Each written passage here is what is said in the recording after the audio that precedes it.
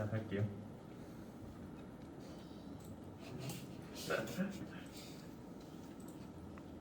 저는 블루투스 IC카 2조에 있는 홍승재라고 합니다.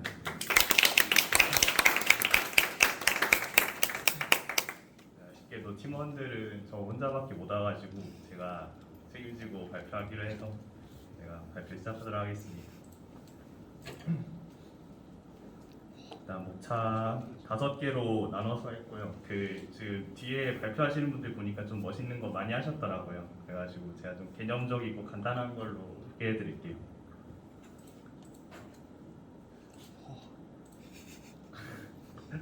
그래서 저희가 좀 멋있게 만들고 싶었는데 3D 프린터가 잠깐 고장이 났었더라고요. 그래서 차체가 그냥 박스로 이렇게 만들었는데 지금 저희가 완성한 사진입니다. 그리고 이게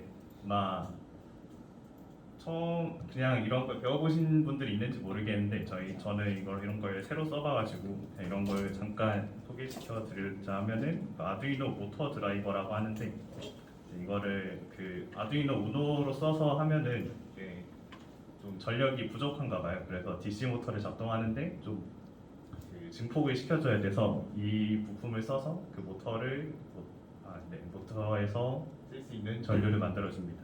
그리고 프로젝트 할 때 제일 많이 쓰는 아두이노 우노 이걸로 코딩을 해가지고 그 핀에서 나오는 정보들로 이렇게 작동을 시키죠. 그리고 바퀴를 쓰는 DC 모터입니다. 코드는 생각보다 간단한데 그냥 여기 앞에 아두이노 우노에서 쓸 핀들 이렇게 7, 8번 이거는 모터 1번에서 쓰는 거예요. 그리고 이거 2번. 그래서 이걸로 속도랑 방향을 조절해서 전진, 후진, 좌우 이런 거를 하는 겁니다. 대충 이런 식으로 하고 그래서 이제 핀을 활성화를 시켜야 되는 부분입니다. 그래서 방향 신호 출력부를 활성화를 시키고 속도 신호 출력부 활성화시키고 이제 이건 블루투스를 해야 되니까 블루투스 단자를 이제 활성화시키는 코드들을 쓰고 그다음에 이거는 이제 DC 모터에 연결시켜서 작동시키는 코드인데 의외로 간단합니다. 그래서 방향을 조절하는 부분에서 방향 제어하는 부분에 하이를 쓰면 이제 이렇게 DC 모터가 전압 차이에 의해서 작동을 하는데 양쪽 다 이제 너무 높게 걸리면 과부하가 돼서 정지가 되고 이런 거는 별로 좋지 않겠죠?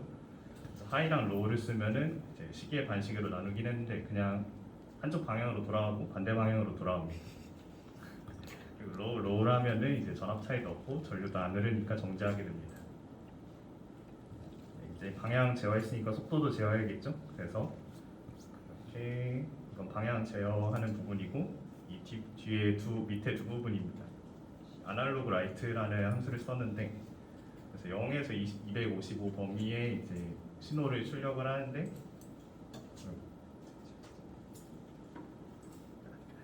아무튼 그래서 그 속도를 조절할 수가 있어요. 그래서 속도를 제가 3가지로 나눴는데 그래서 낮은 속도, 중속, 고속 이렇게 할 수 있습니다. 그리고 이제 워킹 비디오는 그냥 카페 영상으로 보여드릴게요.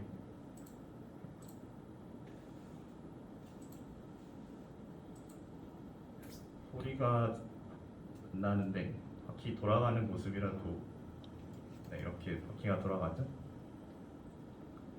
멈췄다가 이렇게 반대로 돌리고 그러는 거를 볼 수 있습니다. 그리고 빵판은 따로 소개를 안 해드렸는데 빵판 다들 알고 계실 거라 믿고 생략하도록 하겠습니다.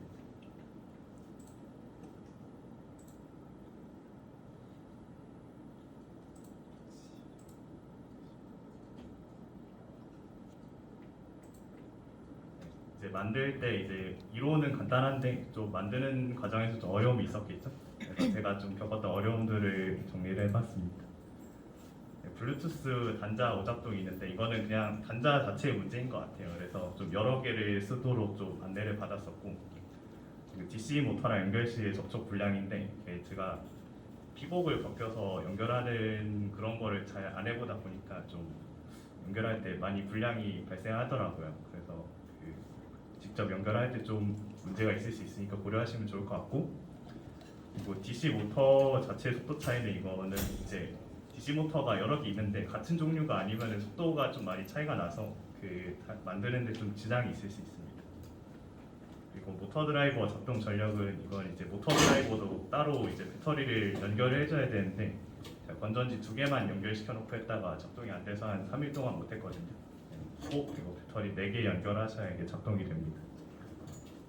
그리고 차체 강도 이거는 이제 3D 프린터로 안 하다 보니까 좀 많이 깨지더라고요. 그래서 이거 때문에 이제 막 흔들리고 막 높이 차이 생기고 그래서 좀 많이 힘들었고, 이거는 그 문제점이라기보다 애초에 안쪽하고 바깥쪽 바퀴는 속도 차이가 나야 그 제대로 돌 수 있겠죠. 이거는 이제 똑같이 만드시는 분들을 위해서 좀 생각해 보시라고 써놓은 거고, 나중에 메커니즘이나 그런 쪽을 좀 공부를 하시면 이런 것도 좀 해결책을 제시하실 수 있을 것 같습니다. 감사합니다.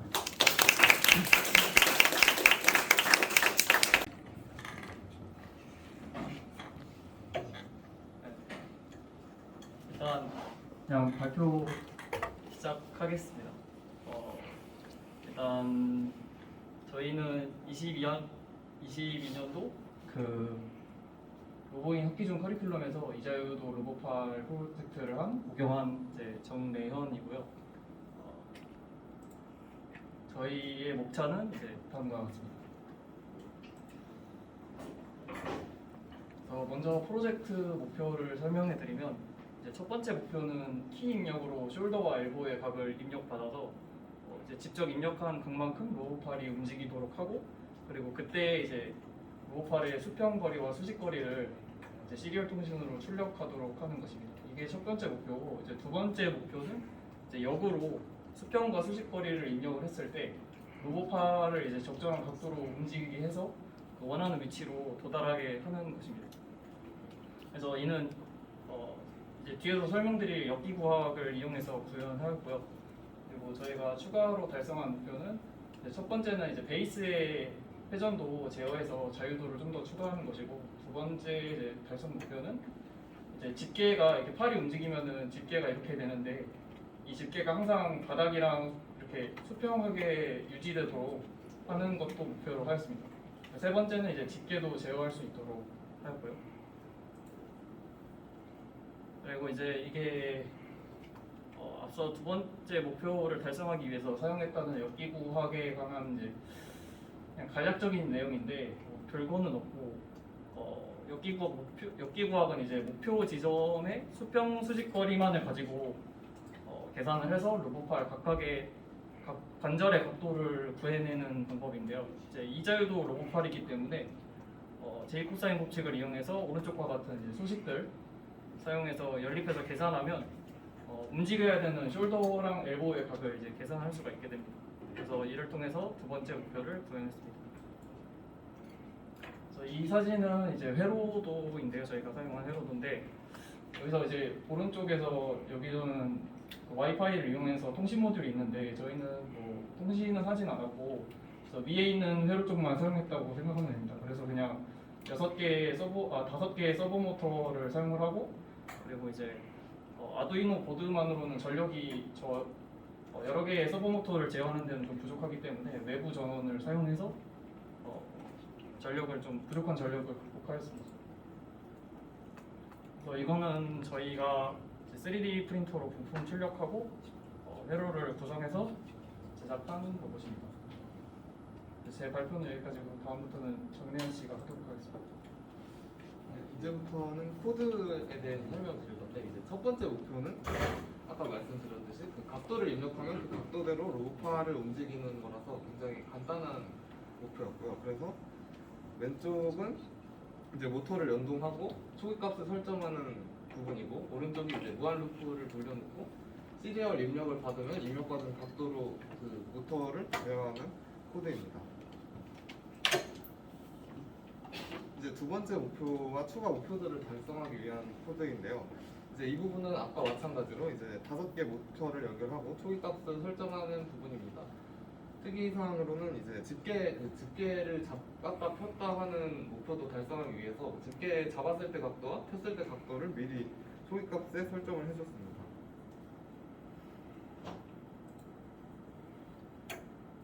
그래서 이어서 앞에 말씀드린 역기과학대로 제2 코사인 법칙을 이용해서 각도를 입력받지 않고 목표하는 이제 그 수평거리, 수직거리만 입력을 받고도 그 각도의 팔의 관절의 각도를 계산하도록 하였습니다. 그래서 이제 입력받는 부분은 네 개의 인자를 입력하면 되는데 순서대로 베이스 각도, 수평거리, 수직거리, 그리고 이제 집게 작동 여부를 입력해서 총 4가지를 입력하면 로봇팔을 조작할 수 있습니다. 이것도 마찬가지로 무한 루프를 돌려서 입력받은 즉시 로봇팔이 움직이게 하였습니다. 그리고 이제 리스트 각도는 항상 지면과 수평이 되도록 계산하게 하였습니다. 그래서 리스트 각도는 추가적인 입력 없어도 항상 지면과 수평을 유지하게 됩니다. 자세한 건 영상으로 보여드리겠습니다.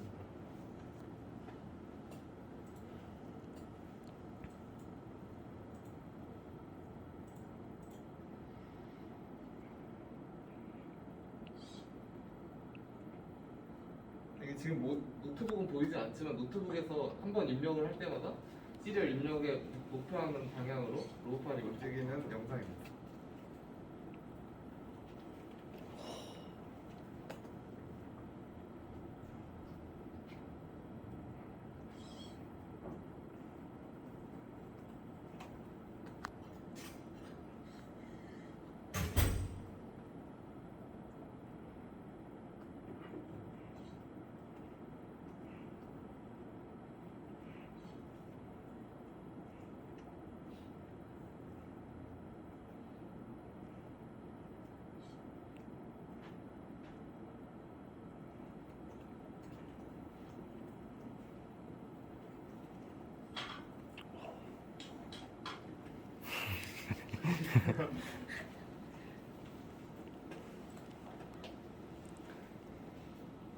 네, 어려웠던 점은 크게 없었는데 이제 3D 프린터 출력물의 서포트가 떨어지지 않아서 않는 문제가 있었고 또 로봇의 집게 부분 출력물은 서브모터랑 연결이 어려웠던 문제가 있었는데 아까 부품을 재출력하고 그 집게 부분의 경우는 그 3D 프린터 출력물을 DML로 갈아서 홈을 만들어서 끼워서 붙이는 방법으로 해결을 하였습니다. 그리고 또 영상에서 보셨듯이 그 집게가 움직일 때 약간 부자연스러운 부분이 많고 그게 영상에 그렇게 찍힌 이유가 한 번에 큰 각도를 움직이게 되면 그 모터의 속도가 빨라가지고 그 집게로 집은 물체를 잘 놓치더라고. 그래서 시간이 더 있었다면 아마 더 천천히 움직일 수 있도록 하는 방법도 고려해 볼 수 있지 않았을까라고 생각합니다. 이상으로 발표를 마치겠습니다. 감사합니다. 저는 프로젝트를 시작한 기계공학과 19학번 박준규, 김시열이라고 합니다. 네, 처음에 저희가 쓰는 드론의 두뇌부터 설명을 할 건데요.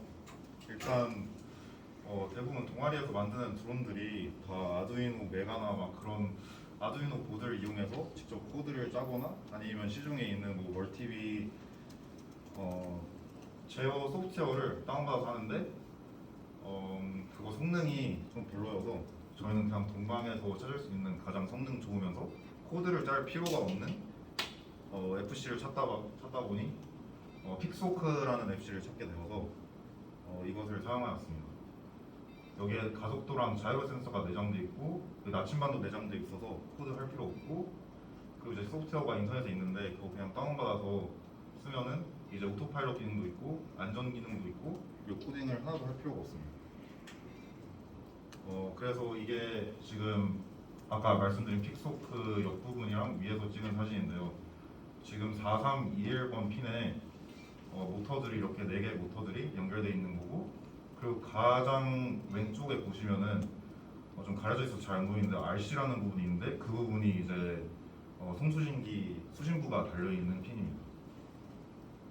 그리고 오른쪽 사진을 보시면은 이제 GPS를 연결할 수 있고 그리고 파워선이 보이고 그리고 이제 각종 개인 정보를 실시간으로 무선을 전송해주는 텔레메트리 안테나가 달리는 걸 알 수 있습니다. 조종 방법에 대해서 얘기할 건데요. 저희가 원래 이런 조종기를 사용하는데 이는 휴대용으로 나온 거라서 매우 사이즈가 작아서 미세한 조종이 어려울 때가 많고 그리고 손가락에서 미끄러질 수 있어서 가끔씩 정밀한 제어를 하기 어려운 단점이 있습니다. 이건 실제 헬리콥터에서 사용하는 컨트롤인데 보면은 C클릭 피치라고 그냥 스로틀이라고 생각하시면 되고요. 악셀 그 자동차에는 엑셀이라고 생각하시는 게 가장 왼쪽에 있는 길다란 스틱이고 그 가운데 있는 스틱이 이제 드론이 애티튜드를 설정해주는 그런 조이스틱이라고 보시면 됩니다. 그리고 아래에 있는 페달은 러더라고 해서 이제 드론이 날아갈 때 이제 회전을 해주는 거를 조절하는 컨트롤이라고 보시면 됩니다. 이제 이 모든 컨트롤을 요 하나 여기에 이제 이게 돌아가서 조절이 되고 이렇게 앞뒤로 다 조정이 되는 거고 그리고 여기 소프트리 또 소프트 레버가 있어서 조절을 할 수 있는 게임용 장치가 있습니다. 네, 회전 방향이 커서 미세한 조정이 가능하다는 장점이 있고요. 그리고 손을 이렇게 움켜 잡기 때문에 그립력이 좋아서 미끄러질 일이 없고 그리고 실제 비행을 쓸 때 이런 조이스틱을 쓰기 때문에 훈련할 때도 좋고 그리고 만약에 1인칭 카메라를 달았을 때 실제 비행하는 느낌을 줄 수 있어서 그런 쪽으로 프로젝트를 갈 생각을 하고 있습니다. 그리고 더군다나 조종기를 만지는 것보다 이걸 만지는 게 좀 더 간지가 나죠. 그래서 이 해당 조이스틱이 USB 장치예요. 이제 게임을 하려다 보니까 USB로 이제 PC에 연결할 수 있게 나와 있는데 그럼 이 조이스틱 정보를 어떻게 얻어오냐, 조이스틱이 어떤 포지션에 있는지 얻어오냐를 결정하는 게 이제 USB HID라고 휴먼 인터페이스 디바이스라고 표준이 있어요. 우리가 흔히 쓰는 키보드나 마우스가 해당 표준으로 통신을 하는데 일단 그냥 컴퓨터가 받는 정보가 그냥 바이너리 이진수 정보인데 이진수 정보를 그러면 얘가 어떻게 키보드인지 어떻게 알고 마우스인지 어떻게 알고 조이스틱인지 어떻게 할 거야. 일단 표준이 설정돼 있다 보니까 왼쪽 사진에 있는 것처럼 그 유스시 타리프 보면은 이제 유스시 키보드라고 적혀 있죠. 이제 해당 기기는 키보드라는 걸 컴퓨터가 알게 됩니다. 그 다음에 이제 각종 버튼에 대한 정보를 알려주게 돼요. 그럼 이런 정보들을 이런 정보의 세팅이 딱 있으니까 그 세팅에 맞게 이진수를 다 파싱을 하면은 그냥 정보가 나오게 되는 거예요. 그걸 잘 하면은 이런 식으로 조이스틱을 움직일 때 정보를 얻어올 수 있습니다.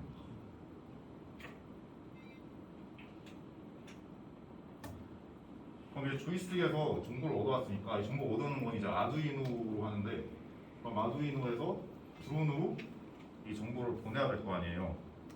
저희가 NRF24L01 통신 모듈이라는 모듈을 사용했습니다. 2.4GHz라서 이제 법에 위배되지 않는 주파수고요. 그리고 통신 거리는 1.1km라고 나와 있는데 이거 좀 문제가 있어서 나중에 좀 설명을 하겠습니다. 그래서 이 신호를 보내서 이제 드론에 있는 아두이노에서 다시 신호를 받아서 이제 RC인 아까 보여주신 그 가장 왼쪽에 있던 핀 거기에 PPM 신호를 넣게 되면은 드론을 조종을 할 수 있습니다. PPM 신호는 뭐냐? 특정한 그 프레임 길이를 주고 특정한 길이를 주고 여기에 이제 채널 하나, 둘, 셋, 넷, 다섯, 여섯, 일곱, 8개의 채널 정보를 주는데 가장 큰 증폭을 주면은 이제 맥시멈 값이 주는 거고 이 증폭을 줄이게 되면은 가장 조그만 0을 주는 겁니다. 지금 보면 이게 DPPM이라고 아마 디지털 PPM이라는 것 같은데 지금 이런 경우에는 한 넓을 때 1을 주고 좁을 때 0을 주는데 저희 같은 경우에는 가장 넓을 때가 2000이고 가장 좁을 때가 1000이어서 1000 마이크로세컨드여서 밀리세컨드여서 1000 마이크로세컨드여서 이럴 때는 가장 모터를 가장 낮은 속도로 회전하라. 이럴 때는 모터를 가장 높은 속도로 회전하라. 이런 식으로 되는 거예요. 네, 아까 설명한 부분이고요. 보면은 그라운드랑 이제 5V 아웃이랑 그리고 PPM 시그널을 받는 구멍이 있습니다. 그래서 저희가 아까 그 2.4GHz 안테나를 썼다고 했는데요. 파워 공급이 원활하지 않아가지고 이게 서류상 통신거리가 1100m라 돼 있었는데 15m로 나와 있어서 야외에서 테스트하다가 진짜 죽을 뻔했습니다. 이건 나중에 설명해드릴게요. 그래서 저희가 그냥 이미 있는 조종기가 통신이 잘 되는데 이걸 써보자 이렇게 생각을 해서 그 앞에 보이는 조종기 뒷면에 보면 이렇게 구멍이 있어요. 이게 어떤 구멍이냐면은 조종기 2개씩 연결해가지고 이제 한 명이 배우는 사람이면은 이제 뭐 운전 연수를 할 때 브레이크를 밟아주는 사람이 있듯이 옆에서 이제 보조를 해주는 역할을 할 수 있는 조종기를 연결할 수 있습니다. 저기 보면은 구멍이 4개 있는데 저희는 그 중에서 ppm인 구멍만 사용할 겁니다. 그래서 미니딘 4P라는 규격을 사용하는데 해당 그 짝을 사서 이제 납땜을 해서 이렇게 완성도가 높은 모양으로 조종기를 완성했습니다.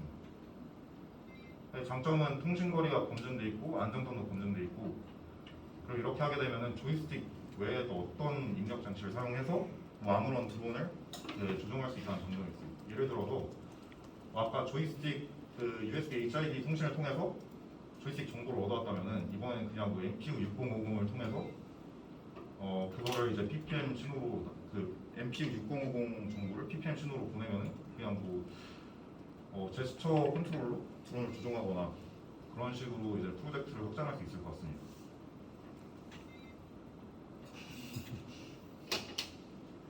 네, 이게 그 조종기랑 조이스틱이랑 연결을 성공했을 때이고요.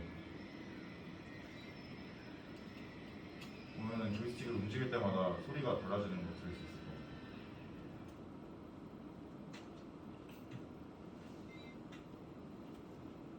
이때까지는 조종기를 쓰지 않고 아까 말했던 2.4GHz 안테나를 썼던 거고요.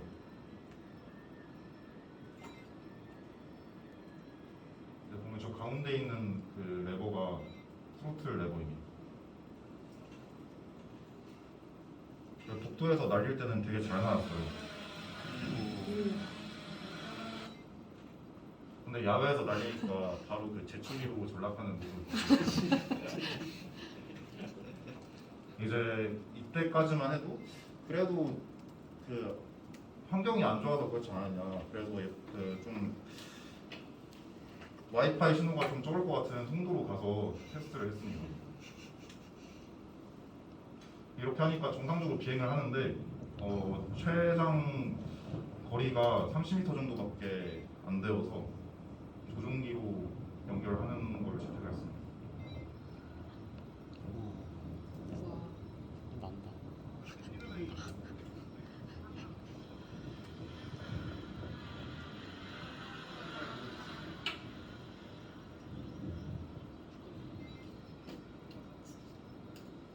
기체가 커서 그런지 지금 아마 풍속이 5m/s가 넘어갈 텐데 꽤 안정된 모습.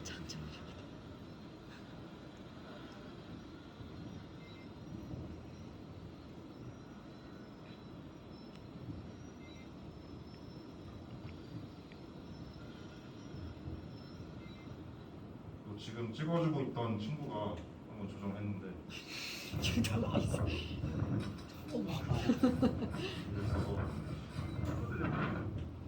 이때 이후에 이렇게 프로펠러가 맛이 나가서 하나를 새로 사게 됐습니다. 이제 짐벌 부분으로 넘어가겠습니다.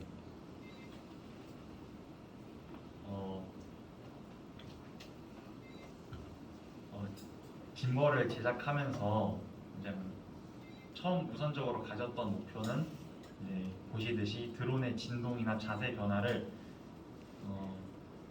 짐벌을 이용해서 감쇄해서 흔들림이 최대한 없어진 영상을 촬영하고 스트리밍할 수 있는 모듈을 만드는 것이었습니다.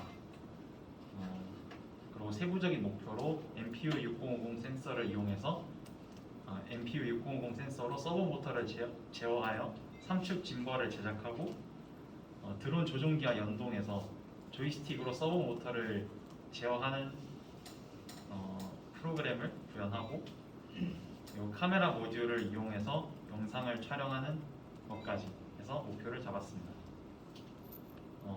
보시는 사진은 이제 MPU 6050 센서가 장착된 GY521 모듈인데요. MPU 6050 센서가 측정하는 것은 총 7가지 데이터가 있는데 X, Y 지축 방향의 가속도 그리고 온도 그리고 각 축 방향의 자이로 센서 정보를 제공합니다. 가속도는 이제 센서가 중력을 기준으로 어떤 자세를 취하냐에 따라서 이 중력 가속도의 X, Y 지축 방향, 이 센서를 기준으로 한 X, Y 지축 방향 성분이 달라지게 되는데 이 값을 2바이트 정수로 알려주고요. 자이로 센서는 아까와 같은 X, Y 지축을 기준으로 회전 운동했을 시의 각속도를 접근하여 각도를 구하여 마찬가지로 2바이트 크기의 정수로 제공합니다. 온도는 온도 환경에 따라서 이 센서가 구하는 가속도 자이로 센서 값이 달라질 수 있는데요.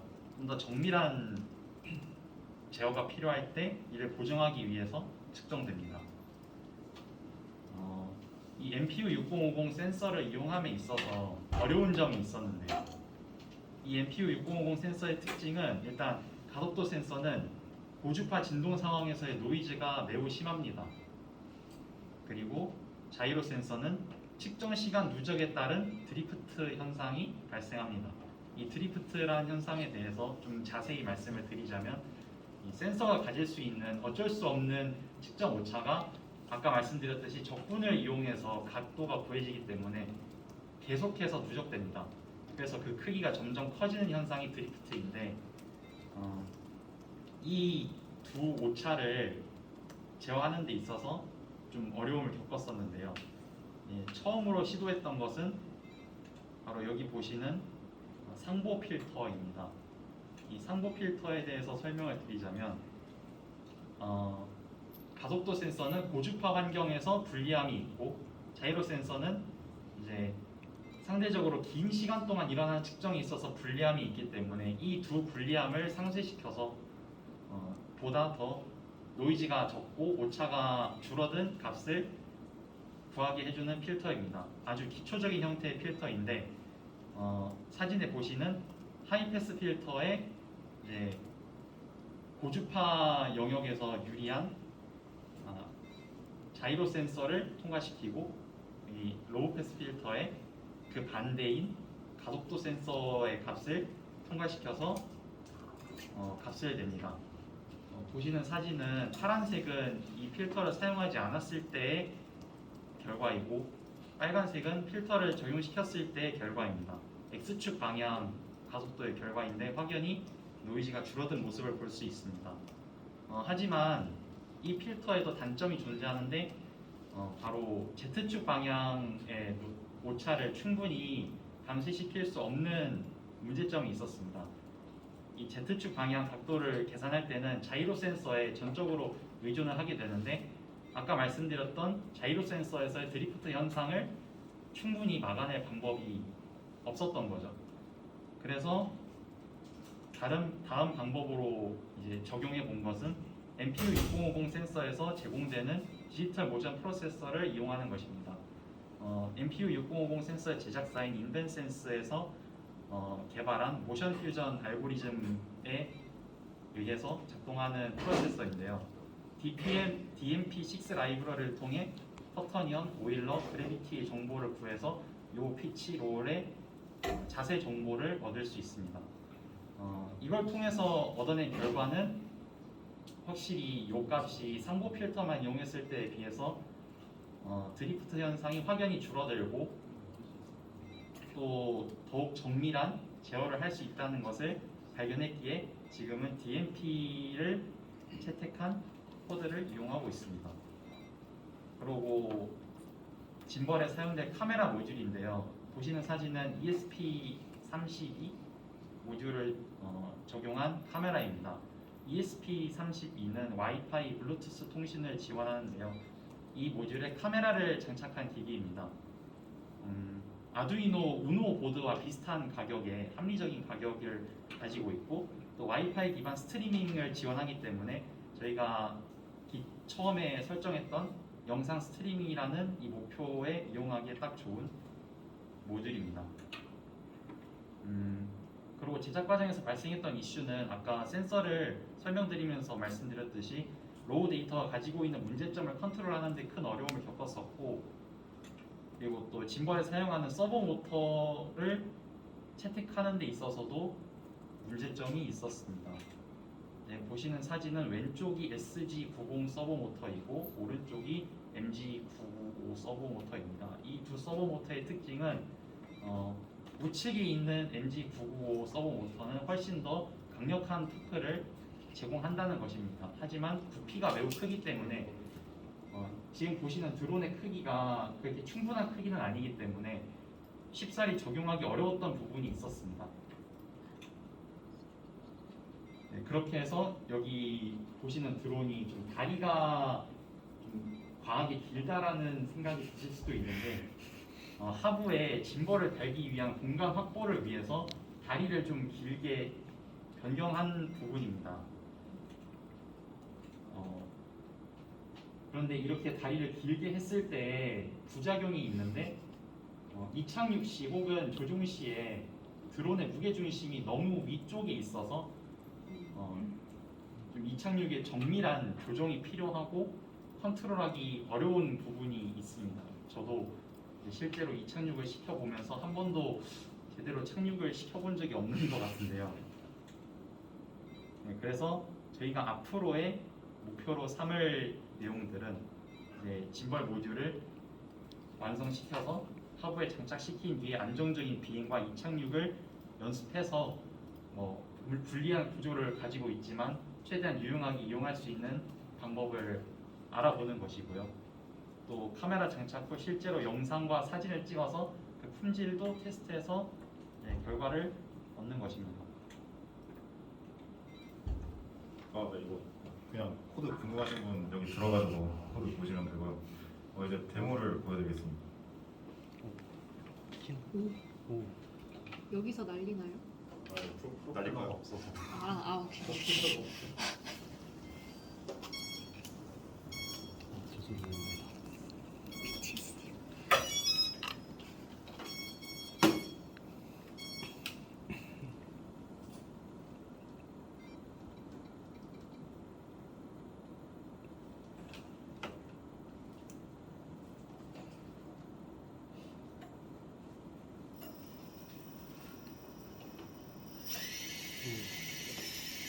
이제 소리가 달라지는 게 모터 속도가 이제 달라지니까 그렇게 들리는 겁니다.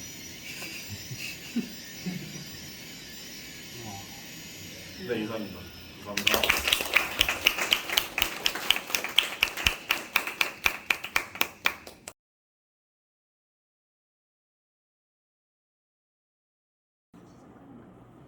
안녕하세요. 저희는 프로젝트 연장팀 중에서 사족보행 2팀 발표를 해드리도록 하겠습니다.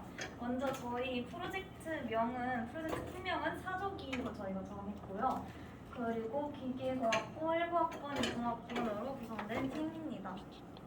그럼 저희가 지금까지 해온 그 과정들을 소개해드리기 위해서 저희가 지금까지 기록해온 노션 페이지를 통해서 설명드리도록 하겠습니다.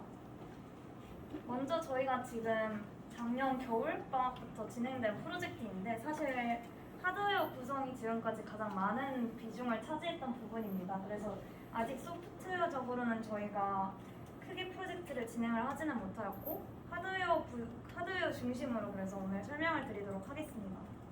먼저 저희가 사용한 부품 리스트를 통해서 하드웨어를 어떻게 구성했는지에 대해서 설명드리도록 하겠습니다. 먼저 저희가 제어부는 라즈베리파이 4기가 라즈베리파이 4를 사용을 했고요. 원래 제슨 나노를 쓰려고 했는데 아무래도 반도체 문제, 전 세계적으로 일어난 반도체 문제 때문에 제슨 나노를 어떻게 구할 수가 없어서 결국 라즈베리파이로 진행을 하게 되었습니다.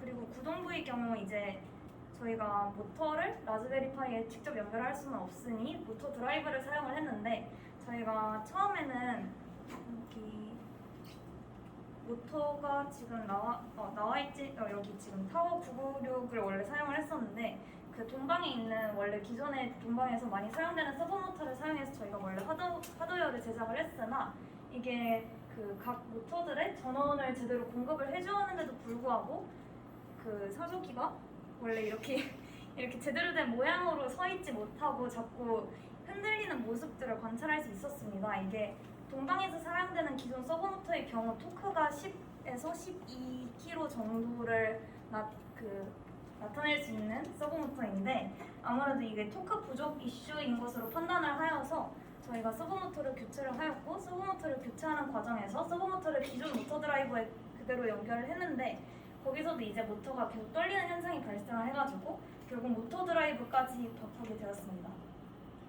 그리고 이제 저희가 전자부 쪽이 이제 라즈베리 파이에 모터 드라이버로 각 모터들이 12개가 총 12개가 연결이 되어 있고 그리고 각 모터 드라이브의 전원을 공급하기 위해서 저희가 지금 투셀로 된 리포 배터리를 연결을 해놨고 그리고 라즈베리 파이의 전원을 위해서 지금 C타입으로 원래 보조 배터리를 사용을 해서 사조기가 아무래도 움직이면서 다녀야 되니까 보조 배터리를 사용을 했는데 지금 현재 보조 배터리 이슈로 인해서 그냥 유선으로 사조기를 연결해준 상태입니다. 그런 다음에 간단하게 조립 사진 보여드리도록 하겠습니다. 먼저 저희가 모든 부품을 다 3D 프린팅으로 프린트를 하여 진행을 하였는데 저희가 그 스팟 마이크로라는 오픈 소스를 이용을 해서 시작된 프로젝트입니다. 그래서 보스턴 다이내믹스의 그 스팟이라는 그 큰 강아지 로봇이 있는데 그거를 작게 줄여놓은 버전이고 그게 오픈 소스로 그 각 STL 파일들이 공개가 되어 있어서 각 STL 파일들을 바탕으로 출력을 진행을 하였고 아무래도 저희가 이 3D 모델 파트를 직접 수정을 할 수가 없는 상태였어가지고 수정을 하지 않고 그대로 저희 동방의 프린터기를 이용해서 뽑았더니 서포터 제거 이슈가 정말 크게 있었습니다. 그래서 서포터를 다 제거하는데 그 각 부품을 아무래도 프린트하는데 정말 몇 시간이 다 소요가 됐고 서포터를 제거하는데도 몇 시간이 소요가 되어서 이렇게 전체적으로 부품들을 완성한 상태이고 그리고 먼저 서브모터들을 다 라즈베리 파이를 통해서 90도로 설정한 이후에 지금 사조기가 이렇게 서 있는데 이 모양이 처음에 이니셜 스테이지 모드여가지고 이 모양대로가 서브모터가 다 90도로 맞춰진 상태입니다. 그래서 이 상태를 서브모터를 90도로 맞추고 다시 전원을 분리를 시킨 다음에 서브모터 90도로 맞춰진 상태에서 이 모양대로 하드웨어를 조립을 한 다음에 다시 전원을 연결을 하면 당연히 서브모터를 90도로 했을 때 아무래도 조립하는 과정에서 돌아가는 부분들이 좀 많았기 때문에 이 모양이 잘 나오지가 않았습니다. 그래서 저희가 직접 일일이 각도를 한 10에서 20도 사이 정도로 바꿔주면서 현재 지금 이 처음에 모드 형상을 맞출 수 있었고 그리고 처음에 원래 가조립을 했으나 지금 이 사진 보시면 다리가 한쪽이 되게 유난히 이상하게 돌아가 있는 것을 보실 수 있습니다.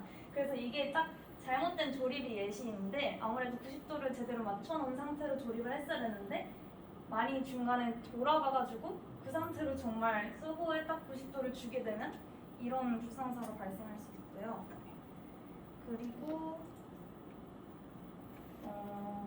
그리고 하드웨어 전체적인 완성 결과는 이렇습니다. 그래서 각 각도를 지금 현재 다 하나씩 조정을 해가면서 맞춰둔 상태이고 현재 이게 그냥 사조기의 가장 기본 상태라고 볼 수 있습니다.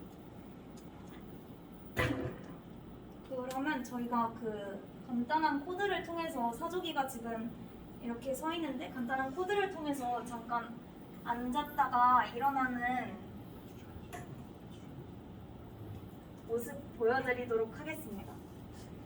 근데 이게 지금 저희도 아직 하드웨어가 조금 더 바뀌어야 돼요. 무게중심이 너무 뒤로 쏠려 있어가지고 이게 뒷다리 힘이 조금 딸려서 이게 무너지는 경우들이 있긴 하더라고요. 요거는 실행을 해보고 안 맞으면 살짝의 서포트를 받도록 하겠습니다.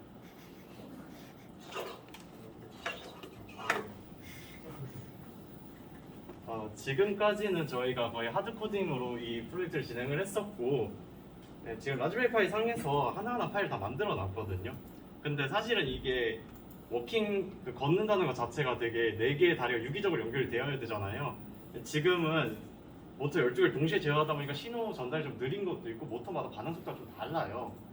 이런 부분 이슈를 해결을 해야 되고 이제 앞으로는 지금은 라즈비안 환경에서 그냥 바로 사용을 했는데 앞으로는 이제 우분투 18.0상 환경을 구축을 해놔가지고 거기서 로스를 이용을 해서 각 다리마다 노드를 따로 잡아주는 방식으로 새로 개발을 이어나갈 예정입니다.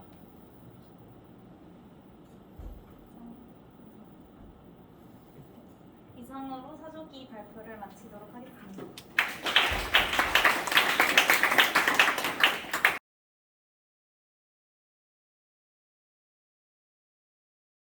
발표할 박병서 송성규 팀의 박병서입니다.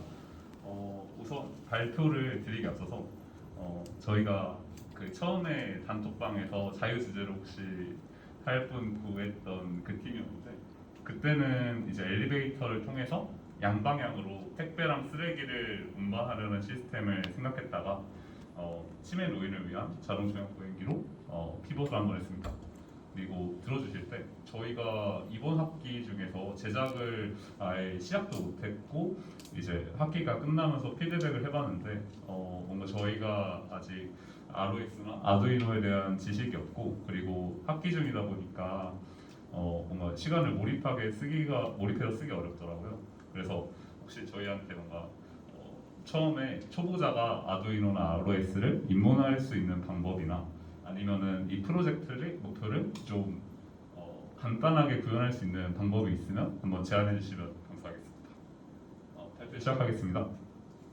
목차는 우선 저희가 정의한 문제와 해결하기 위한 솔루션 그리고 각각의 기술의 메커니즘과 알고리즘을 소개를 해드릴 거고요. 그리고 앞으로의 마일스톤과 팀 소개를 마무리로 드리겠습니다. 우선 저희가 정의한 문제는 보호자 없이 치매 노인이 혼자 이동하기 어렵다는 거예요. 그 치매 노인을 본 적이 있으실지는 모르겠는데 이제 하루에 그 치매 노인은 뭔가 인지 능력이 떨어지다 보니까 항상 옆에서 보호자가 붙어서 이동을 보조를 해줘야 하거든요. 그래서 이 문제를 해결하기 위해서 치매 노인이 사용하는 보행 보조개 바퀴를 경로에 맞게 자동으로 제어하는 방법에 대해서 생각을 해봤어요. 그래서 치매 노인의 위치가 정해져 있고 예를 들어서 거실에서 화장실로 가고자 한다면 그 보행 보조기에 바퀴만 계속 실시간으로 제어해서 치매 노인 입장에서는 밀기만 하면은 목적지에 도착해 있는 효과를 만들려고 했고요. 그래서 이를 통해서 구현하고자 하는 효과는 치매 노인은 방향을 신경 쓰지 않고 보행 보조기를 앞으로 밀기만 하면 목적지에 도착하고 이제 보호자 입장에서는 일상에서 치매 노인이 이동할 때마다 집중을 방해받지 않아도 된다는 것입니다. 그래서 이걸 사용하기 위해서 우선은 저희가 바퀴를 구현하고자 하는데 여기서 에커만 조향 장치를 사용하고자 하고요. 그리고 이제 처음에 보행 보조기에 레이더를 달아서 그 각 방에 있는 위치를 지도로 우선은 만들려고 합니다. 그래서 지도로 구현한 후에 이제 보시면은 이게 그 장애물 극복하는 알고리즘 중에 하나인 Artificial Potential Field인데 이제 목적지로부터는 인력이 작용하고 그리고 장애물로부터는 속력이 작용한다고 이제 가정을 하면은 어떤 위치에 있든 그 목적지를 장애물을 피하고 목적지로 향하는 방향이 나오겠죠. 이 방향에 맞춰서 그 보행 보조기 앞바퀴를 제어하고자 합니다. 그래서 저희 마일스톤은 우선은 프레임을 제작한 후에 아커만 조향 장치를 제작하고 그리고 모터와 바퀴를 연결하고 레이더를 달고 그리고 이제 슬램과 아티피셜 포텐셜 필드 알고리즘은 ROS 패키지를 좀 공부해볼 생각이고요. 그래서 이제 라이더와 그 서버와 모터 간의 통신을 구현해서 이제 보행 보조기의 바퀴를 움직이게 할 생각입니다. 그래서 팀은 우선은 저희 기계공학과 둘 다 박병서와 송성규 팀원이고요. 관심 분야는 저는 발명 그리고 로봇 헬스케어 쪽에 있고 송성규 팀원은 로봇 쪽에 관심 분야가 있습니다. 이상으로 발표 마치겠습니다.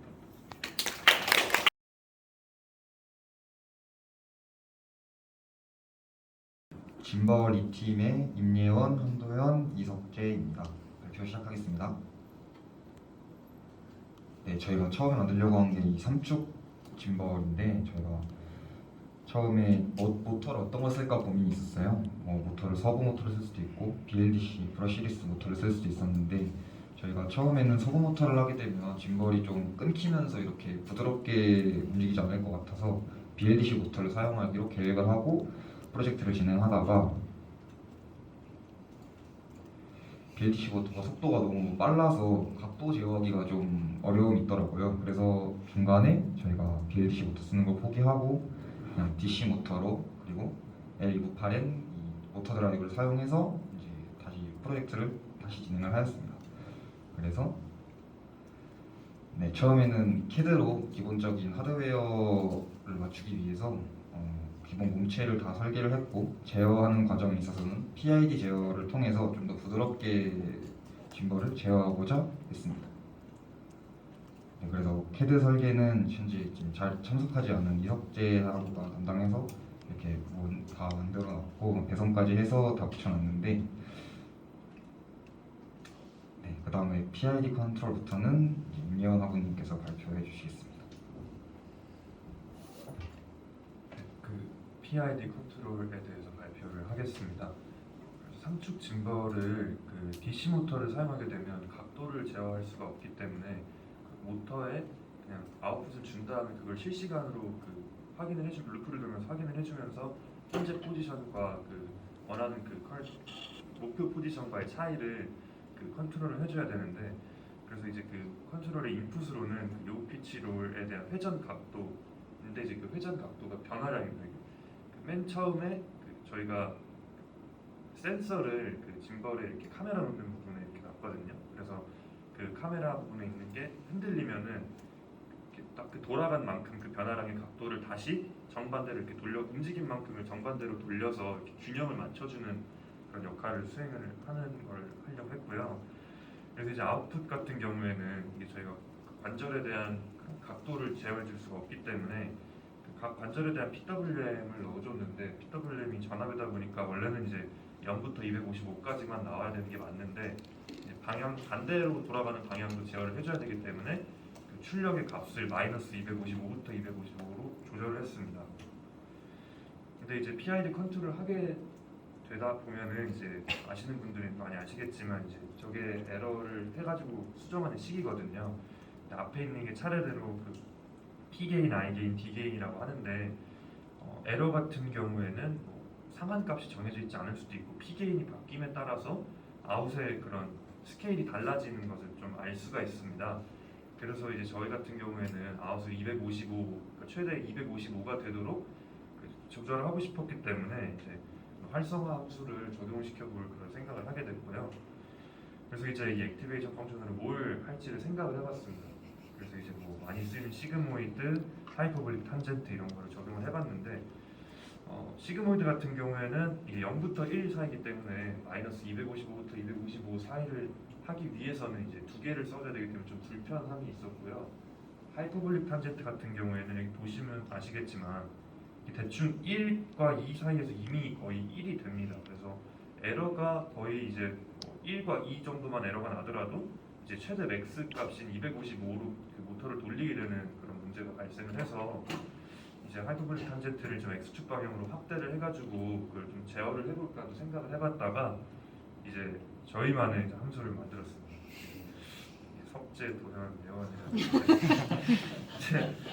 이 스레시홀드 값은 그냥 대충 저희가 완전히 뭐 어디 그런 걸 보고 레퍼런스 보고 참고하는 게 아니라 저희가 그냥 순수 창작한 거고요. 그래서 이 값이 맞는지는 아직 모르는데 일단 이대로 해봤는데 뭐 안 되면 또 바뀔 수도 있고요. 그래서 개인 값에 뭐 80, 80을 넣은 이유는 이게 돌아봤자 제가 생각할 때는 그 에러가 90에서 마이너스 90 사이일 거다 이런 생각을 가지고 그냥 그 중에 80 정도 넣어보자 해서 그냥 그렇게 넣은 겁니다. 그러니까 별 이유는 없습니다. 그래서 이제 이걸 이용해서 PID 컨트롤을 하기 위해서는 이제 요 피치 롤이 뭔지에 대해서 간단하게 알아야 되는데 이제 앞쪽에 짐벌 팀에서 이미 한번 설명해 주셔가지고 그냥 넘어가겠습니다. 저희는 DMP6라는 라이브러리를 사용했습니다. 컨트롤 영상, 그 PID 컨트롤에 성공을 해서 영상을 보여드리겠습니다. 2022년 6월 24일 짐벌 이팀 PID 제어 영상입니다. 현재 요 피치 롤 값이 실현 문제 나와 있고 피치 제어를 시행하겠습니다.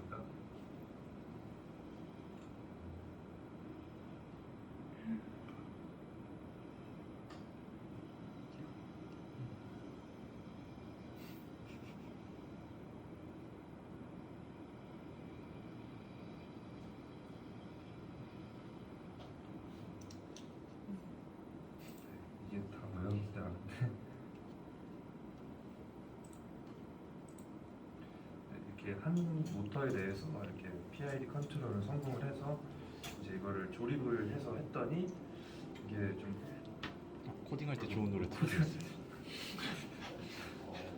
코딩 때죠. 좋네요. 엣지.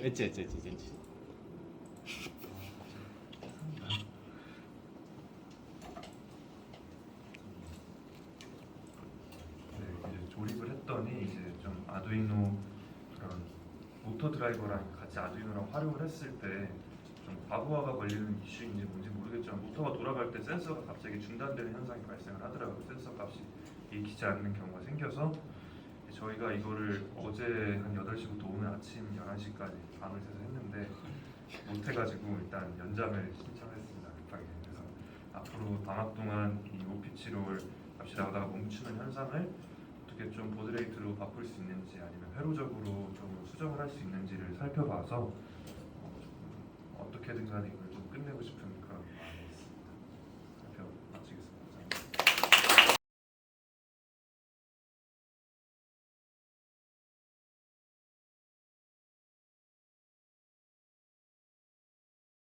발표 시작하도록 하겠습니다. 그 전에 저희가 원래 그 드론 프로젝트에서 목표를 일단 드론 하드웨어 제작하고 그 다음에 이제 아두이노를 이용해서 드론 비행을 제어하겠다. 그 중에서 PID를 이용해서 드론 호버링을 좀 목표로 삼았습니다. 일단 먼저 하드웨어 설명인데요. 드론 프레임 같은 경우에는 이제 크기가 좀 작은 250mm짜리 이제 카본 재질의 프레임 사용하였고 모터 같은 경우는 흔히 사용하는 그 MT204 BLDC 모터 4개 사용했습니다. 그리고 마이크로 컨트롤러는 아두이노 내가 쓰고 변속기는 12A짜리 4개 그리고 줄기 센서로 MT920 사용했습니다. 그리고 이제 승수신기 같은 경우에는 플라이스카이 i6X 모델 사용하고 저희 같은 경우는 롤, 피치, 요 그리고 스로틀 이 4개의 값이 필요하기 때문에 채널은 총 4개만 사용했습니다. 그리고 간략한 회로도 설명인데요. 간략하게 일단 설명을 하면은 일단 배터리에서 이 PDB 그러니까 전원 분배 보드로 전원이 이제 들어가면 이 분배 보드에서 전원 일부는 아두이노 메가로 이제 전력을 주고 또 다른 일부는 이제 이 변속기랑 모터로 줍니다. 그리고 이제 아두이노 메가에서 MPU920 그리고 수신기 그리고 이 각 변속기에 있는 이 신호선을 이제 연결받아서 서로 데이터를 주고받는 역할을 합니다. 그리고 저희가 사용한 제어 알고리즘에 대한 설명입니다. 일단 그 수신기에서 각 채널에 대한 데이터를 받아오면은 그 채널에 해당하는 롤 피치 여 각도로 그 데이터가 전달이 됩니다. 이제 그 중에서 이제 롤 피치는 그 수신기에서 받은 데이터랑 MPU 910에서 받은 그 데이터를 이제 이용해서 애티튜드 PID 컨트롤을 하게 되고 그리고 그 나온 그 출력 그 아웃풋을 이용해서 다시 레이터 PID 컨트롤을 하게 됩니다. 대신에 이제 여 같은 경우에는 따로 이제 각이 필요한 게 아니라 저희가 이제 얼마나 빨리 회전을 하냐 각 속도가 중요하기 때문에 따로 애티튜드는 고치지 않고 바로 레이트로 넘어가서 이 데이터와 함께 나온 출력 값을 이용해서 그 모터를 제어하게 되는 이제 그런 제어 알고리즘입니다. 이제 대신에 이제 만약에 그 드론이 각 회전이 너무 빠르거나 너무 좀 각 경사가 지면 드론 비행에 좀 안정성에 문제가 있을 수 있기 때문에 저희 롤과 피치는 최대 20도 정도로만 움직일 수 있게 하였고 여 같은 경우도 너무 빠르게 움직이지 않게 최대 160도 퍼세크 정도까지만 움직이게 설정하였습니다. 이제 앞서 설명드린 거로 이제 아두이노로 이제 코드를 옮긴 건데요. 크게 3가지 파트가 있습니다. 먼저 PID 제어하는 거랑 PID 값 계산하는 거랑 그 계산한 값을 바탕으로 애티튜드랑 레이트 아웃풋을 계산하는 그런 라이브러리가 있고요. 그 다음에 MPU 960에서 각도 값이랑 자이로 값을 받아오는 이 코드 부분이 있고 마지막으로 그 두 부분을 이용해서 모터를 컨트롤하는 부분을 이렇게 총 3가지 부분으로 나눴습니다. 좀 더 자세하게 진행을 하는 걸 알아보면 먼저 셋업 부분에서 필요한 전역 변수랑 함수 그리고 라이브러리 선언을 해주고 그 다음에 PID 제어를 시작하는 거랑 모터 컨트롤 그리고 기울기 센서를 이제 작동을 하면은 그 후에 이제 수신기에서 받아온 데이터 값 그러니까 이 PID 셋 포인트를 받아와서 그래서 이제 그 타임 디퍼런스랑 아까 말한 그 자이로 데이터랑 롤 피치 값을 이용해서 애티튜드랑 이제 웨이트 PID를 계산을 하고 계산해서 나온 값을 다시 이제 모터 컨트롤에 넣어서 계속 이 루프를 반복하면은 이제 PID가 되겠구나 해서 이제 호버링을 할 수 있지 않을까라고 했는데 영상 먼저 보여드리겠습니다.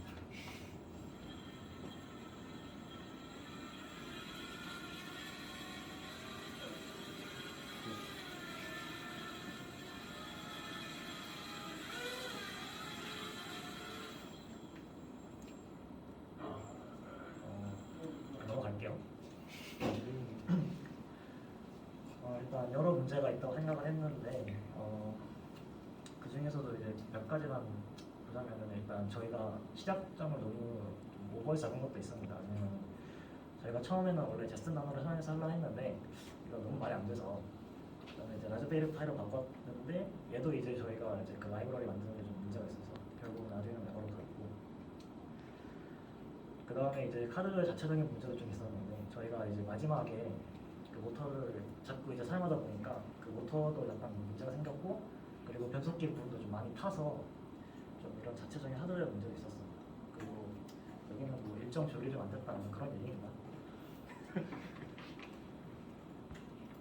네, 저희 이번 1팀 발표 마치도록 하겠습니다.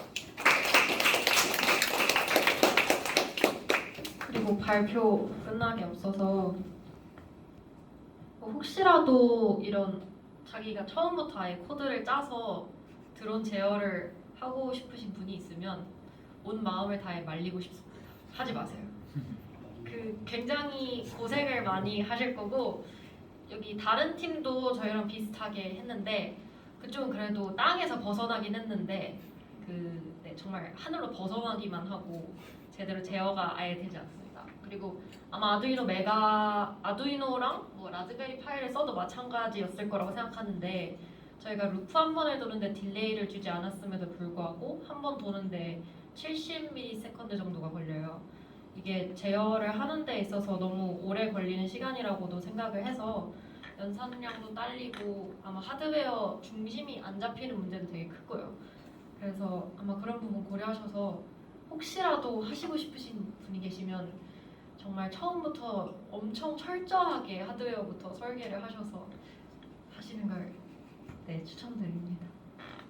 혹시 질문 있으실까요? 한 개만 받도록 하겠습니다.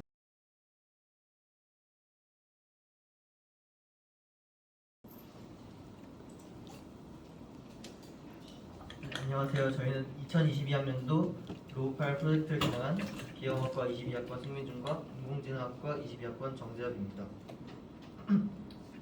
먼저 프로젝트 개요 및 목표에 대해 설명드리겠습니다. 저희의 우선 초기 목적은 이런 로봇팔 기체를 두 개를 만들어서 한쪽의 관절부에는 서버 모터를 달고 한쪽의 관절부에는 가변정을 달아서 가변정을 단 조종기에 기체를 움직이면 그 값을 아두이노를 통해 전달받고 다시 서버 모터에 그 값을 전달시켜서 조종기와 같은 모습을 하는 작동을 하는 로봇팔을 만드는 것이었습니다. 그리고 추가 목표는 블루투스 모듈을 통해서 이를 완전히 원격으로 제어해보고자 하였습니다. 진행 일지에 맞춰서 어떻게 진행했는지 설명드리도록 하겠습니다. 우선 첫 번째 날에는 그 앞에서 방금 설명드렸던 부재 설정을 하였고요. 다음에는 로봇팔의 동작을 분석하고 3D 모델링하는 과정을 했습니다. 로봇팔의 구성이 크게 두 가지 정도로 저희가 파악을 했는데 각각의 관절부 자체에 서버 모터를 달아서 이렇게 각각의 관절마다 직접 동작을 시키는 것과 또 아래 중심부에 서버 모터를 몰아두고 또 링크들을 통해서 그것을 동작시키는 것이 있었는데 저희가 처음에는 그 서버 모터를 각 관절마다 달면 그 힘을 못 버틸 거라 생각하고 그 아랫부분에 서버 모터를 몰아서 하는 구성을 설계하였습니다. 그래서 인터넷 매체들에 소개되어 있는 로봇팔의 동작 모습을 보고 그것을 간단화시켜서 어떻게 그것이 동작되는지 메커니즘을 파악하였고 그것을 2D로 설계해서 작동하는 것을 확인하고 인벤터 프로그램을 통해서 3D로 설계해 보았습니다. 이게 간단히 작동하는 모습이었는데 크게 이렇게 두 개의 축으로 이동을 하고 또 세 번째 지금 잘 안 보이는데 뒤에 있는 축을 이용해서 집게가 항상 수평을 이루도록 설계하였습니다. 그래서 이렇게 설계한 3D 부품을 출력하고 조립하였는데 그 설계는 그냥 설계한 연결하는 볼트들이나 이런 것들을 고려하지 않았기에 그 실제로 조립을 했을 때 볼트의 두께나 연결선 등 또 무게중심의 오차로 인해서 원하는 대로 작동하지 않았습니다. 그래서 이런 새로운 사항들을 고려해서 새로 모델링하고 다시 조립하고 또 오차를 분석해서 다시 모델링하는 과정을 반복해서 결국 완성을 시켰습니다. 그런데 이때 모델링의 완성이 저희 예상보다 좀 늦어지게 되어서 초기 계획인 2개의 로봇팔 뼈들을 이용해서 원격 조정하는 것이 어려울 것이라 생각을 하였습니다. 그래서 웹 프로그램을 이용해서 모바일 기기를 이용해서 로봇팔을 조작할 수 있게 하자는 아이디어를 내었고 서브모터와 블루투스 모듈을 이용해서 회로를 구성하였습니다. 그래서 저희는 이제 아두이노랑 웹 프로그래밍을 통해 이제 이거를 프로젝트를 완성했는데요. 일단 웹을 사용한 이유는 일단 웹을 할까 앱을 할까 저희가 처음에 고민했는데 웹이 일단 코딩도 쉽고 빠르게 적용할 수 있을 것 같아서 웹을 사용했고, 그래서 저희는 이제 모바일 기기에서 웹에서 발을 움직이면 그 정보를 블루투스 모듈을 통해 아두이노로 옮기고 그걸로 서브모터를 동작시키는 코드를 짰습니다. 그래서 일단 이 회로도는 이렇게 서브모터 4개 사용하고 블루투스 모듈을 연결된 구조이고요. 이거는 아두이노 코드고 이건 웹 코드고 이렇게 웹 코드를 짰고 이제 이게 작동 사진인데요. 일단 여기 태블릿에 보이는 것처럼 이게 웹사이트 그림이고, 그리고 이제 여기 보시는 것 같이 왼쪽 오른쪽에 각각 검은색 서브모터가 달려 있고, 그 다음에 아래 회전판 아래에도 이제 SG590인가? 그 파란색 서브모터 달려 있고 집게에도 파란색 서브모터 달려 있습니다. 그래서 이 서브모터를 이제 웹 브라우저에서 각각 이제 이걸 발을 움직이면 그 발을 움직인 정보가 JSON 형식을 통해서 이 아두이노 블루투스 모듈로 전달됩니다. 그래서 그 전달된 정보를 통해서 이 그리고 서브모터 움직이게 하는 방식을 짜왔습니다. 그래서 이제 영상을 보여드리자면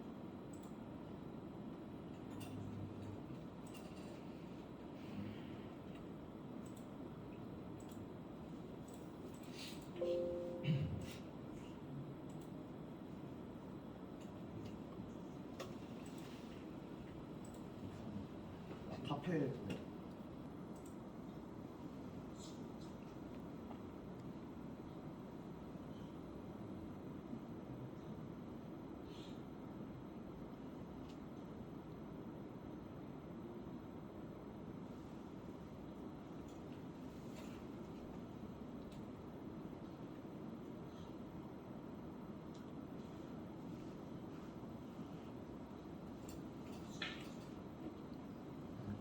이런 영상이었고요. 그래서 일단 저의 로컬 공략은 다음과 같았습니다.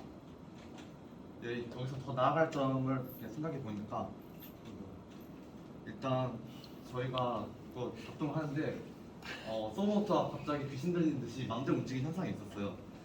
이게 어떤 거냐면 진짜 서브.yt로 이제 서브모터를 동작시키는데 아예 그 코드가 아예 없어도 그냥 제 맘대로 동작을 하는 경우가 있더라고요. 그게 왜 그런지 한번 분석을 해보니까 이게 블루투스 모듈이랑 뭔가 충돌이 있는 것 같더라고요. 그래서 블루투스 페어링만 돼도 막 로봇팔 허리가 접혀버리고 막 그런 상황이 발생했습니다. 그래서 이게 아마 뭐 블루투스 모듈이 이제 읽어드리는 신호를 아마 서브모터가 같이 받아가지고 그것 때문에 서브모터가 마음대로 동작을 하는 것 같은데, 그래서 이런 점을 이제 제가 구글링을 해봤는데 구글링 해봐도 명쾌한 답안을 아직 얻지 못해가지고 이러한 점은 시간이 된다면 나중에 더 해결해보고 싶습니다.